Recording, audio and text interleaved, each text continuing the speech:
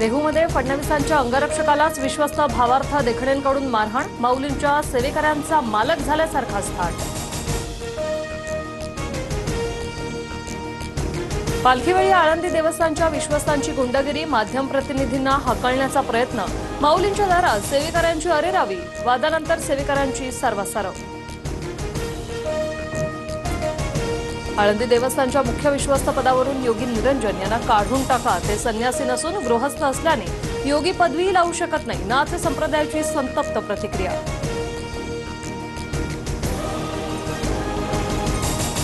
नानापेठेतील निवडुंग विठ्ठल मंदिरात तुकोबांच्या पालखीचा विसावा, भर पावसात दर्शनासाठी पुणेकरांची अलोट गर्दी.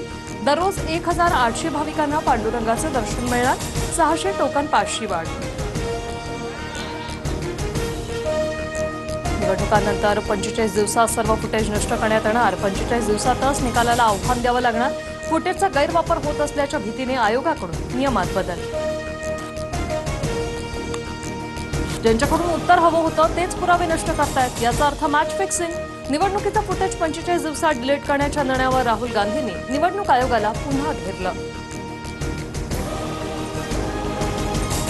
सरकार आणि निवडणूक आयोगाच्या संगनमतानं निर्णय, भाजपसह बगल बच्चांच्या घोटाळ्यांना सुरक्षित ठेवण्यासाठी नियमात बदल, मविया नेत्यांची टीका, तर आक्षेप घेणं हीच काँग्रेसची भूमिका, शेलारांचं प्रत्युत्तर. राज्यात उद्धव आणि राज ठाकरे दोनच समविचारी नेते, मराठी माणसांसाठी एकजूट राहावी ही उद्धव ठाकरेंची भूमिका. राऊतांकडून पुन्हा शिवसेना मनसे युतीसाठी ग्रीन सिग्नल.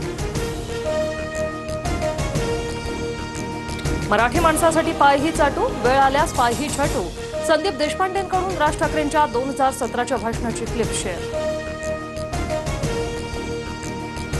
एकनाथ शिंदेंची ओळख लिंबू मिरची उपमुख्यमंत्री, अमित शहा सुद्धा त्यातलेच, संजय राऊतांची टीका. मंत्रिमंडळात लिंबू मिरच्या कवट्या टाचण्यांना महत्त्व आल्याचाही घणाघात.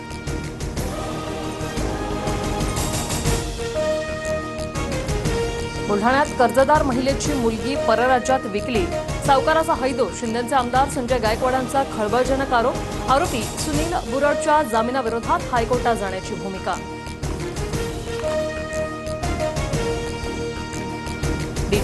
डीजीसीएची एअर इंडिया विरोधात कारवाई, शिस्तभंगाच्या उपाययोजना न केल्याबद्दल 3 प्रमुख अधिकाऱ्यांवर कारवाईचे आदेश.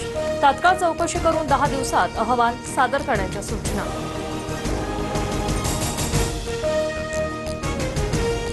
गुवाहाटीहून चेन्नईला जाणाऱ्या इंडिगोच्या विमानात अचानक इंधन झालं कमी, पायलटकडून मेड इटचा कॉल. बेंगळुरू विमानतळावर आपत्कालीन लँडिंग.